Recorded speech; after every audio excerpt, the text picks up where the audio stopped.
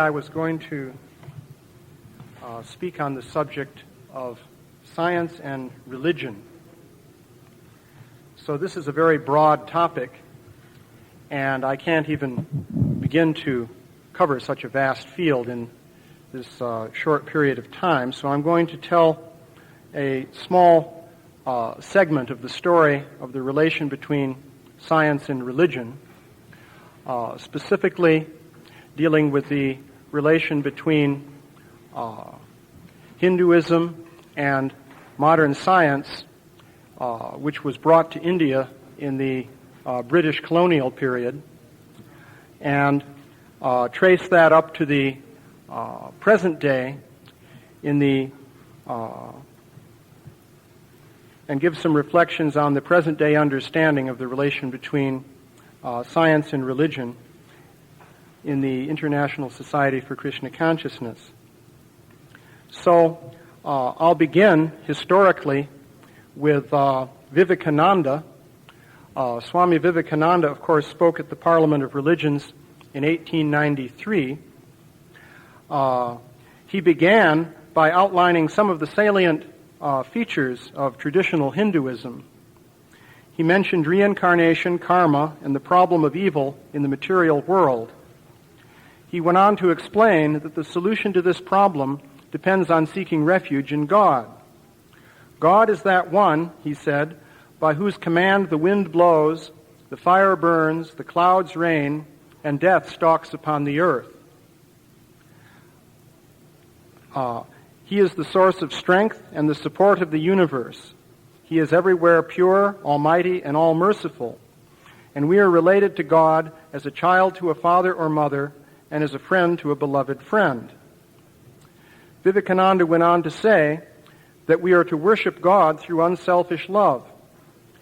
And he pointed out that the way to achieving love of God was fully developed and taught by Krishna, whom the Hindus believe to have been God incarnate on earth.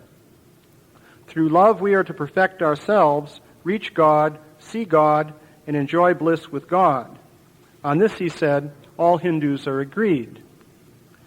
So Vivekananda Swami went on to say, though, that in the final stage of realization, God is seen to be impersonal Brahman, and the individual terminates its separate existence by realizing its identity with Brahman.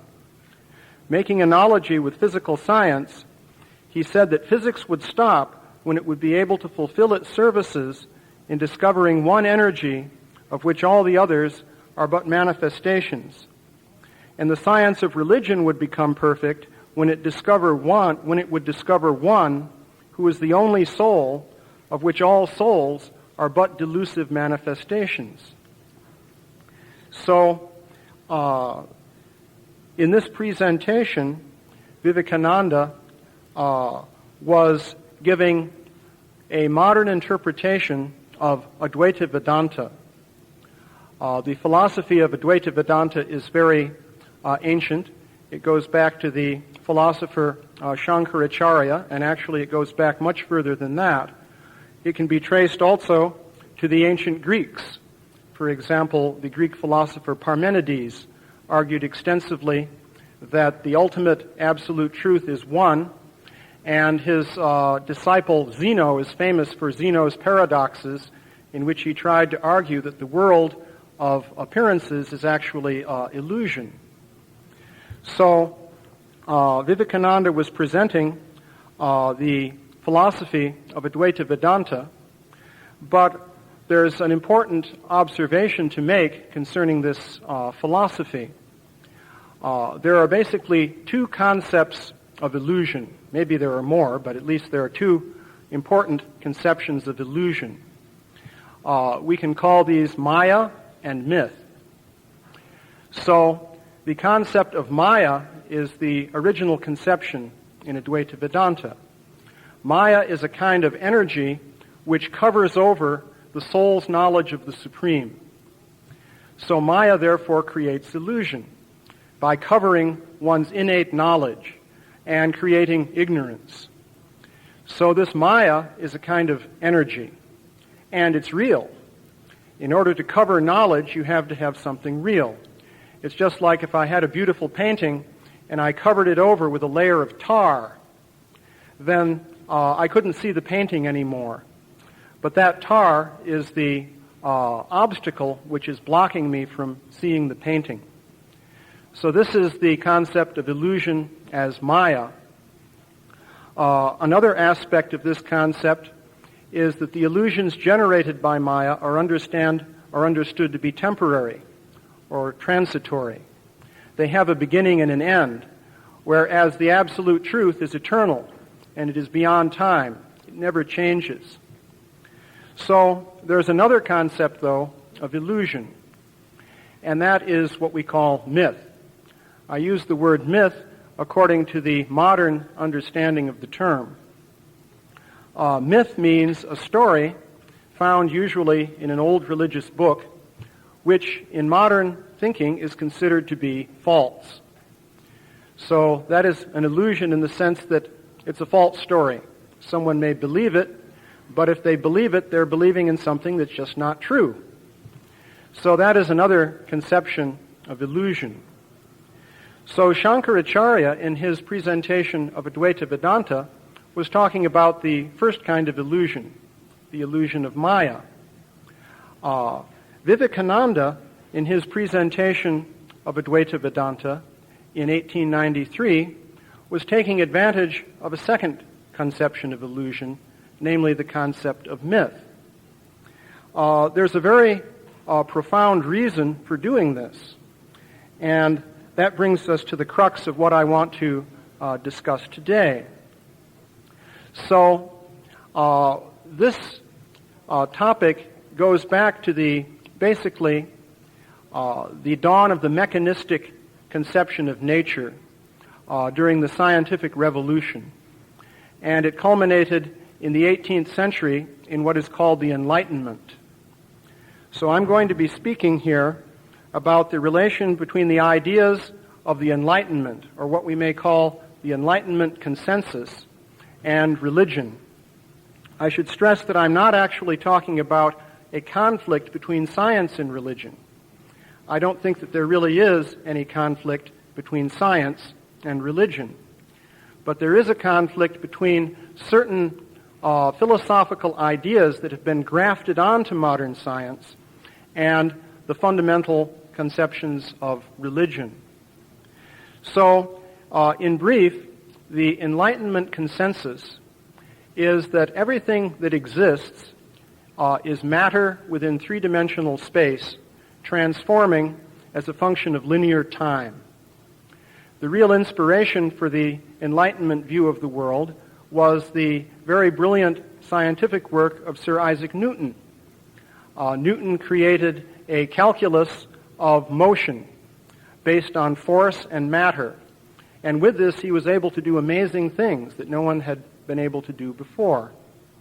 So as a result of this great success and other important currents in the realm of science, the idea was developed that everything is matter within space undergoing transformation. So the form of the Advaita Vedanta philosophy presented by Vivekananda is useful for dealing with the Enlightenment perspective. The philosophy of the Enlightenment was introduced into India in a very powerful way by the British occupation. And Vivekananda was living in the late 19th century during the high noon of the British Empire, at a time when the Enlightenment philosophy of matter in motion had become elevated to a very powerful position in the thinking of educated people around the world. So this Enlightenment conception was also brought into India through the institution of British education. So the problem with this conception is that if you look at the Vedic literature and the Puranas, the Mahabharata, and other texts of traditional Hinduism, you'll find many conceptions there which seem to disagree with the Enlightenment consensus. There are mystic powers, there are yogis who can exhibit different siddhis, anima siddhi, mahima siddhi, Lagima city, and so on and so forth. There are the devas. There are various things which in modern terms are called miracles. All of these things are basically rejected in the Enlightenment consensus. So, if you take the idea that illusion means myth, then this provides a very convenient way of reconciling the Enlightenment consensus with religion. One simply says, well, the stories in these old books are basically mythological. They are illusion in the sense that what they describe doesn't exist, it is unreal, but it has a symbolic meaning. Now, Vivekananda, in fact, presented this idea of symbolic meaning. If I can find where I have a little quote. Yes. I should mention before reading this quote that there's a second problem that Vivekananda Swami was dealing with, and that is the question of religious pluralism, the question of many different faiths. This also became a real problem in India when the British came in with the Christian religion, and also the Jewish religion is there. The Mohammedan religion was already, of course, very prominent there, and so forth. So what do you do about the many different systems of faith, the different religions? Well, once again, if the scriptures are mythological and simply have a symbolical meaning, then this is very easy. You can say that all of these different systems of symbology refer indirectly to the one. So Vivekananda said, the Hindus have discovered that the absolute can only be realized or thought of or stated through the relative, and the images, crosses, and crescents are simply so many symbols, so many pegs to hang the spiritual ideas on. So this is the concept that he presented. But there is a problem with this conception. I began by reading what he said about the development of love of God. But in order to have love of God, you have to have God as a real personal being. And you have to have the soul as a real personal being.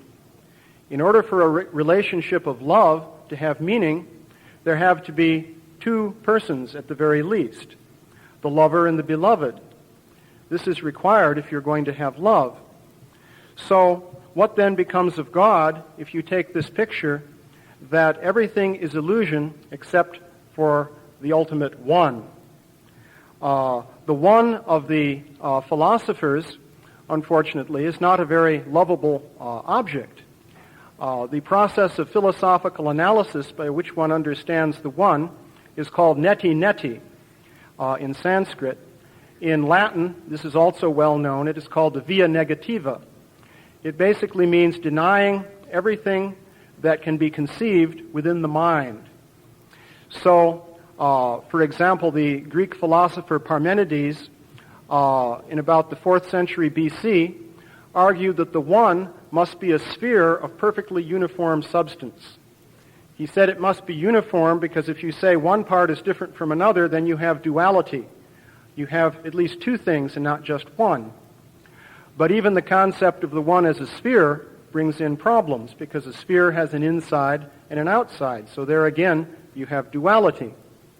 Ultimately, you find that in the concept of the one, from a philosophical point of view, all conceptions within the mind must be thrown out, which means that the one ultimately is unknown and inconceivable.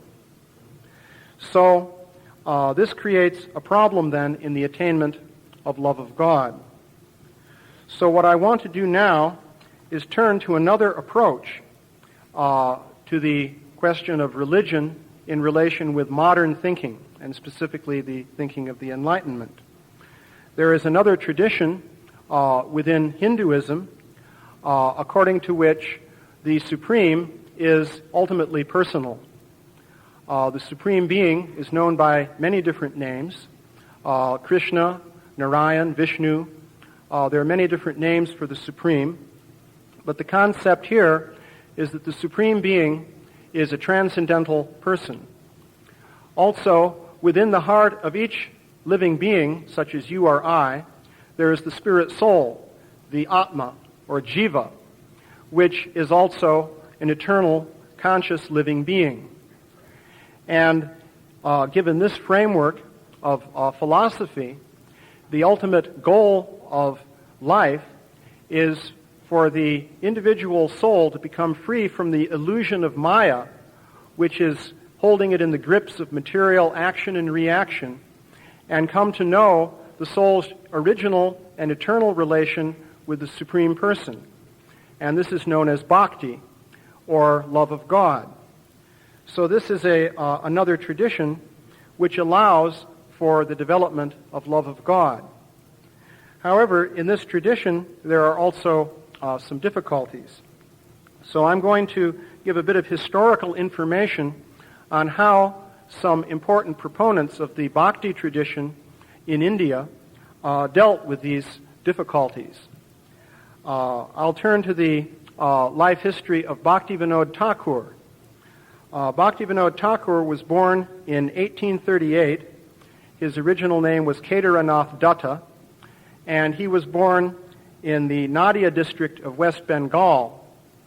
He was a somewhat elder contemporary of Vivekananda Swami, who was also born.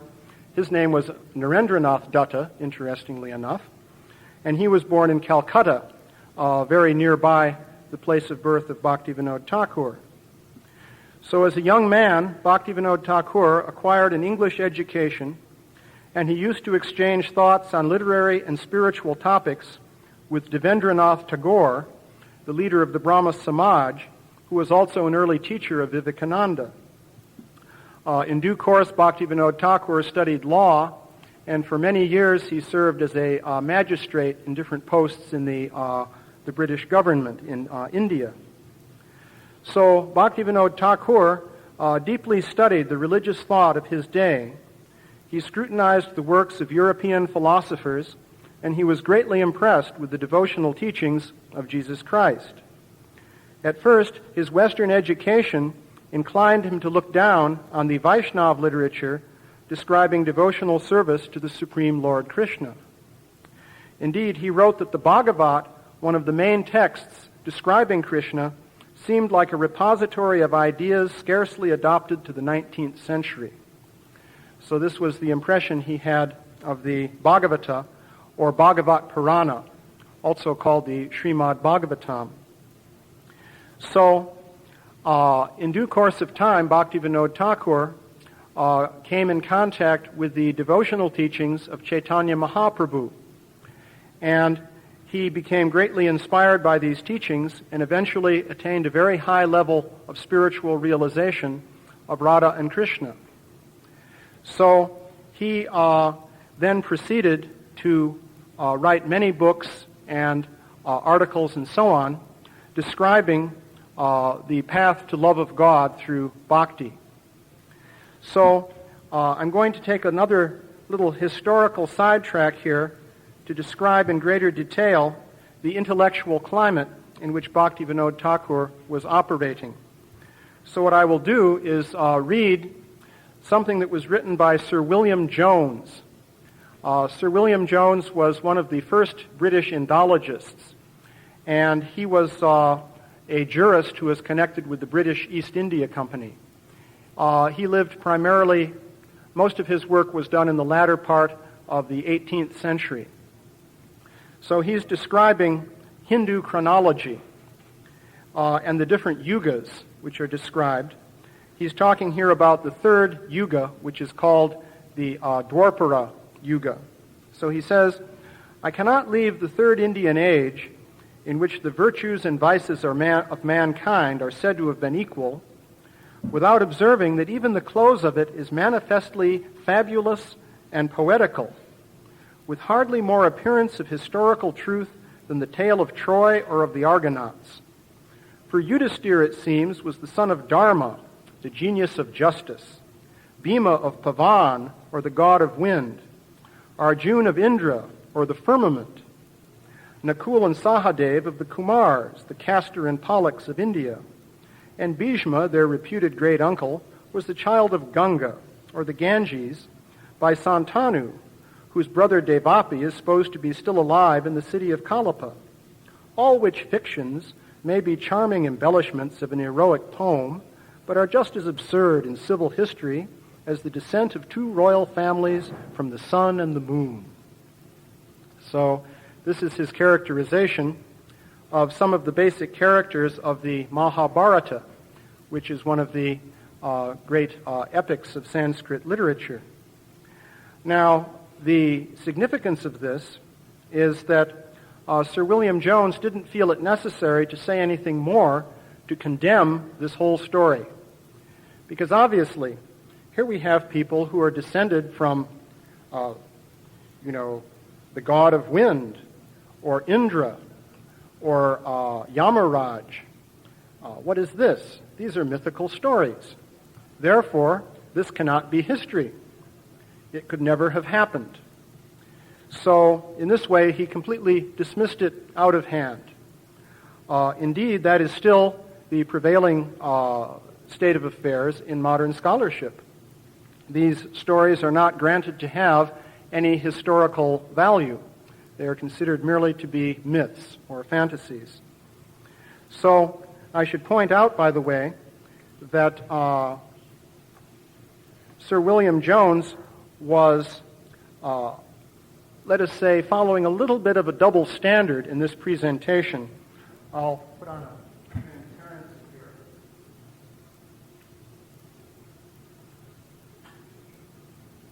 This is a chart of history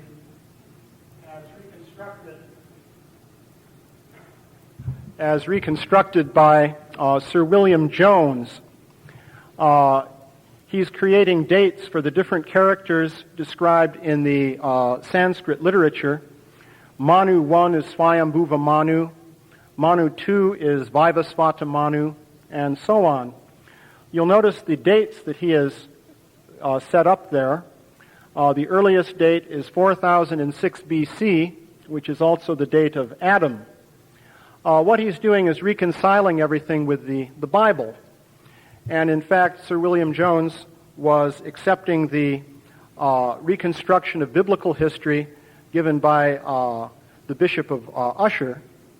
He seems to have come up with 4006 instead of 4004 BC.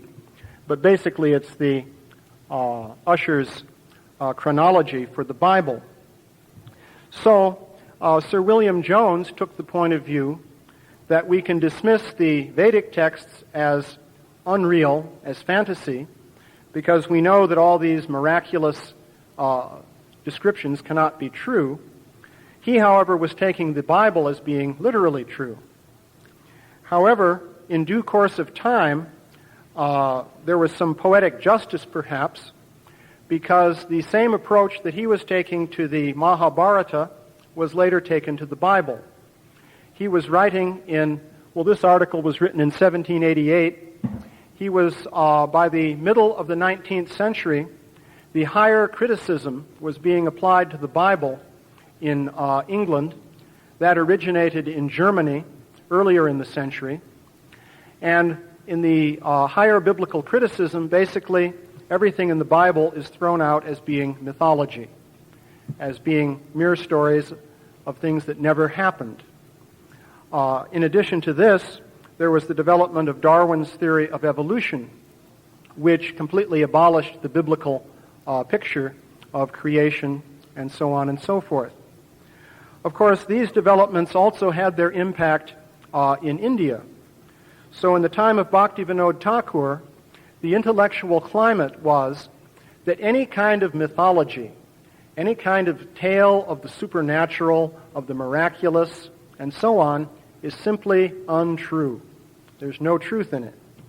And this was based ultimately on the Enlightenment consensus, in which one feels great confidence in thinking that the only thing that is real is matter in space, and matter is described by the laws of physics. So what can happen by those laws can be real, and other things cannot. So how did Bhaktivinoda Thakur deal with this situation? Well, he took an approach of interpreting part of the Sanskrit literature, of the Bhagavatam, as being mythological or symbolical, and part of it as being true. So the approach was to take the devotional teachings concerning the Supreme Personality of Godhead, Krishna, and describe the spiritual meaning of these teachings in great detail. He, however, dismissed some of the material in the Puranas. For example, here's one quotation. This is in an essay called The Bhagavat, written by Bhaktivinoda Thakur. He said, "In the commonplace books of the Hindu religion, in which the Raja and Tama gunas have been described as the ways of religion, we find description of a local heaven and a local hell. The heaven is as beautiful as anything on earth, and the hell as ghastly as any picture of evil. The religion of the Bhagavat is free from such a poetic imagination. Indeed, in some of the chapters, we meet with descriptions of these hells and heavens, and accounts of curious tales. But we have been warned in some place in the book not to accept them as real facts, but to treat them as inventions to overawe the wicked and to improve the simple and the ignorant." So he gave this presentation. So this was his presentation in the late 19th century. However, Bhaktivinoda Thakur also composed many devotional writings in which there is implicit reference to different demigods or devas and rishis and so forth in the Vedic literature as being actually real beings. In fact, there's a good reason for this. The reason for regarding these as being real beings is that in order for knowledge of the Supreme Personality of Godhead to come down into the material world, God must descend into the world in various forms. This is the idea of the avatar. In the Vedic literature, many different avatars of the Supreme Lord are described. When an avatar comes down into this world, there are many different activities or pastimes. And in the accounts of these pastimes, quite frankly, many so-called mythological events are described. I mentioned the different characters in the Mahabharata, Arjuna and Yudhisthira and so forth. They were friends of the avatar known as Lord Krishna. In this material world, Arjuna and Bhima, Sahadev, Nakul, and so on were very much involved. So there's an inextricable relationship between the avatars of Krishna who come to the material world to give information about spiritual reality and the different mythological events described in the Shastras. Indeed, the avatars themselves engage in many activities which would be described as mythological. For example, Krishna is said to have lifted Govardhan Hill. There's a very detailed story about that in the Bhagavatam, and you can go to the Govardhan Hill in India today, and you'll see it's a very extensive mass of rock. How could somebody lift that? It's miraculous. It certainly doesn't agree with the Enlightenment consensus. So, in order to try to reach people who are very much dominated by the materialistic outlook of the Enlightenment consensus, great saintly persons such as Bhaktivinoda Thakur have occasionally given a modified picture of the teachings of the Shastras. In one sense, Vivekananda was doing a similar thing. The difference is that Bhaktivinoda Thakur was pointing out the reality of the Supreme Person and the reality of the individual soul. But he did, you might say, modify to some extent some of the descriptions of specific events in the Vedic Shastras. So I want to go now to the present day I'm going to describe briefly the present situation in the scientific community and in the field of religion, and describe further developments of these ideas. So the first thing that I will turn to is a modern approach in which one can say, on the one hand, that God is real and is a supreme person, and the soul is real, so that therefore love of God could be a real possibility, but at the same time, one avoids conflict with dominating scientific ideas of the modern day and age. Basically the same thing as I've mentioned before, the Enlightenment consensus. So what I will do to introduce this is start with some ideas presented by William Jones. William Jones was a 19th century philosopher and psychologist, but he had some ideas which were quite relevant even to the present day, and he was known for being very much an empirical scientist. So William Jones, at the conclusion of a very extensive study of religious experience, came to the following conclusion. He said, "The further limits of our being plunge, it seems to me, into an altogether other dimension of existence from the sensible and merely understandable world. Name it the mystical region or the supernatural region, whichever you choose. Yet the unseen region in question is not merely ideal, for it produces effects in this world. When we commune with it, work is actually done upon our finite personality, for we are turned into new men, and consequences in the way of conduct follow in the natural world upon our regenerative change. But that which produces effects within another reality must be termed a reality itself. So I feel as if we had no philosophical excuse for calling the unseen or mystical world unreal." So James here is arguing against the Enlightenment consensus, because he's saying people seem to have contact with another world, the mystical world, or whatever you may call it, and that contact transforms these people. Now, if you think of the people as arrangements of material atoms moving in space, then you're saying that that transcendental world works on atoms and makes the atoms do things that they wouldn't have done otherwise. So this would indicate that that transcendental world is a reality which somehow has an impact on this world of matter. In other words, there's more than just matter in space. There's something transcendental, a transcendental realm. So I'll turn to a modern scholar who is studying the Vaishnava tradition named David Haberman. Haberman presented an analysis of Krishna's pastimes in Vrindavan, and he wrote an article on this called Shrines of the Mind.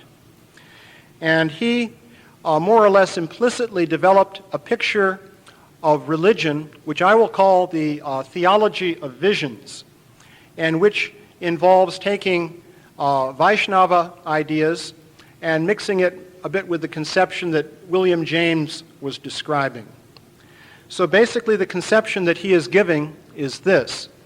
He is saying that all of the descriptions of Krishna, Rama, and so on in the Shastras refer to visions which have occurred within the consciousness of great souls in the course of their meditation. But they do not refer to anything that has actually happened here in this physical world. So according to this conception, and in fact this is what he outlines in his paper, if you go to Vrindavan, you'll find many different holy sites where Krishna's pastimes took place. Now it's known historically that these sites of Krishna's pastimes were excavated and rediscovered by Chaitanya Mahaprabhu back in the 16th century. So the traditional conception here is that Krishna actually was on the earth in the 31st century BC. That is when his manifest pastimes on this planet Earth took place.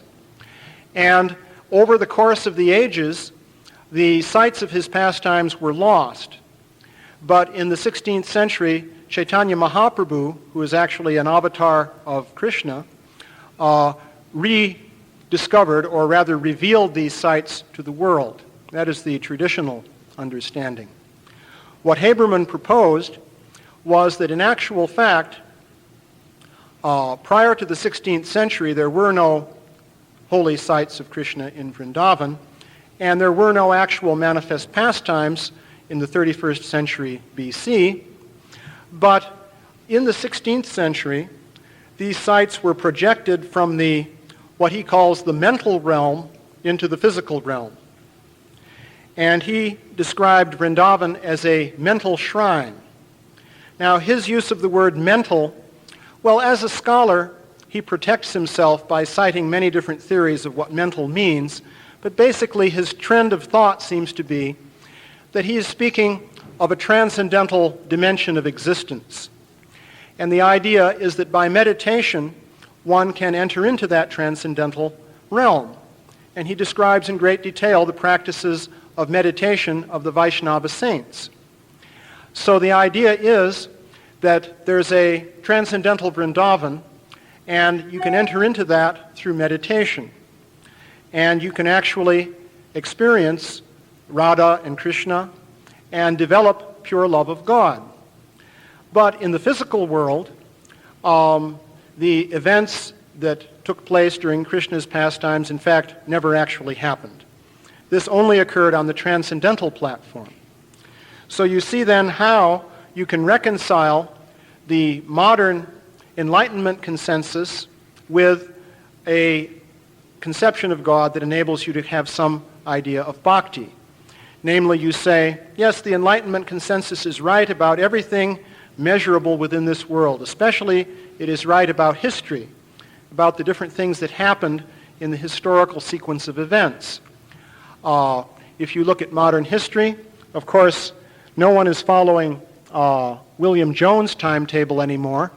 But today, in fact, historians will not allow as great antiquity to events in India as Jones was allowing. He goes back to 4000 BC, but according to the modern conception, the Aryan invasion was at about 1500 BC, and the Rig Veda was written in maybe 1000 BC, and most of the Puranas were written around the time of Christ or afterwards, up to maybe 1000 AD. So this is a compromise position, which I'm referring to here as the theology of visions. There are, however, some problems with this theological approach. One great problem that it has is that the personalities who have traditionally had the visions of the Supreme Personality of Godhead have in fact believed implicitly in the traditional understanding of the actual historicity of Krishna's pastimes on the earth and the pastimes of other avatars, Lord Ramachandra, and so on and so forth. So one can raise the question, if these great souls who have actually attained transcendental realization believe in the reality of myths, how can that be? You would think that if they have attained such a high level of realization, they would be able to understand that something is a myth if mere mundane scholars can understand that it's a myth. So we seem to have a contradiction. The great souls are believing that these myths are actual historical reality, and they're the persons who are having the transcendental visions. So that's one problem. Another problem is, why should the worship of Krishna be such a recent affair, going back to the 16th century, if there is a transcendental realm and you can attain it through meditation? You would think people would have been doing that before the 16th century also. Another problem has to do with the question of the multiplicity of religions. Because now how do you deal with the fact that in many different religions people have visions of a transcendental nature? There are the visions of the Virgin Mary, of Jesus Christ. In so many different traditions, people have experience of higher beings who come to teach them, and so on and so forth. Another problem is that this theory basically abolishes the idea of God as the supreme creator, which is an essential feature of the very idea of the supreme person. If God merely appears in visions, what becomes of the idea of God as the creator of the world and the controller of all natural phenomena? Of course, that idea doesn't fit very well with the Enlightenment consensus. There you run into a problem, because the territory staked out in the Enlightenment consensus is that all of matter should simply follow material laws, and you can't have God coming in there and fooling around with matter. He has to remain in the transcendental world and let matter run according to the laws of physics. So that is a problem. And the final problem with this theology of visions is that this can easily be transformed into a psychological theory. That is, the visions are merely psychological. They're a result of various chemicals and so forth within the brain, and that's the sum and substance of it. So I wanted to, in the time I have left, very briefly outline another approach to the question of religion and the Enlightenment consensus, and I want to relate that to modern developments in science.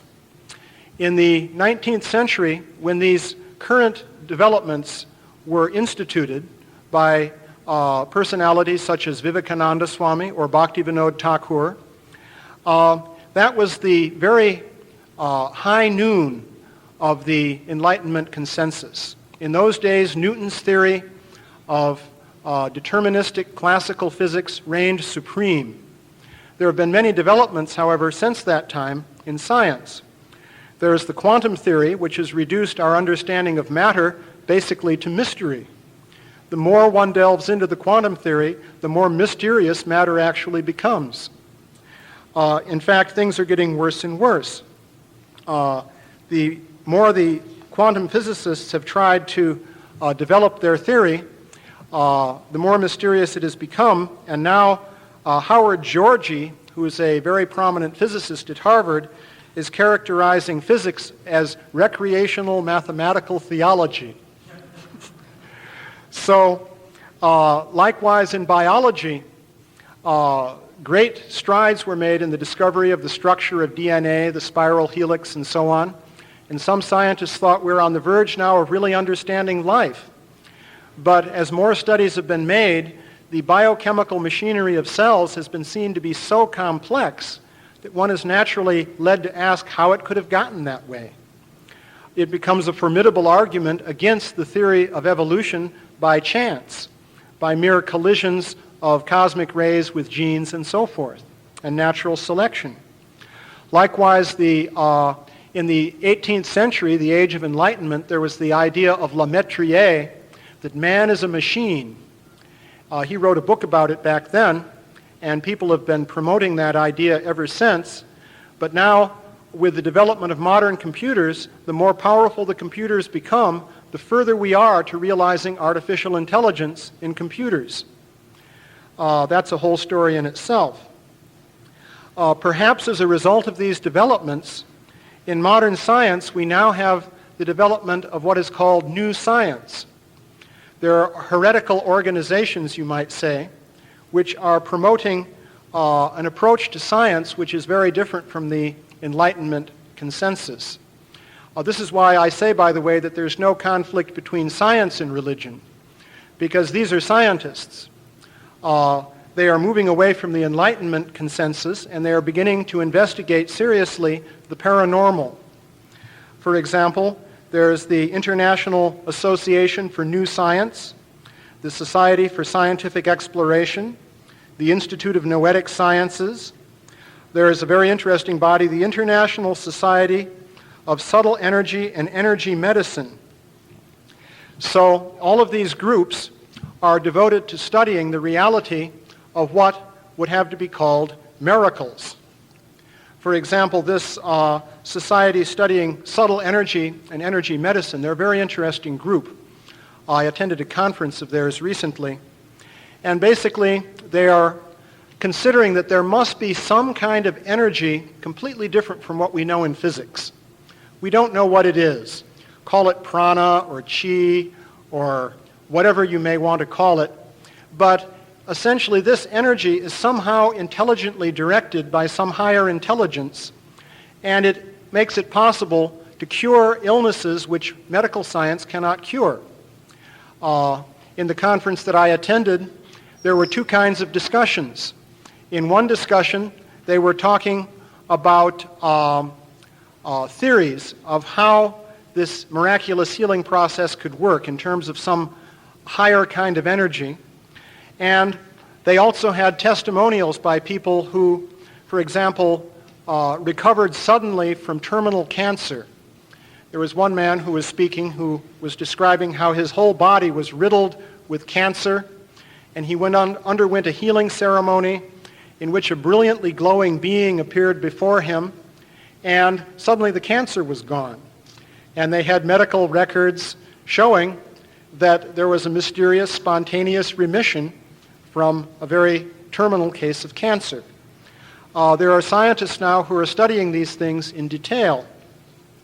So in the tradition of Vaishnavism, as described by the scholar David Haberman, he mentions some of the miraculous events that are connected traditionally with the meditation of great saints. There are saintly persons, for example, who in meditation will be serving Krishna in the transcendental realm by cooking something for him. There's also cooking in the transcendental realm. And the person burned his hands while cooking. When he awoke from his meditation, his hands were burned. There are many different examples of paranormal phenomena of that nature.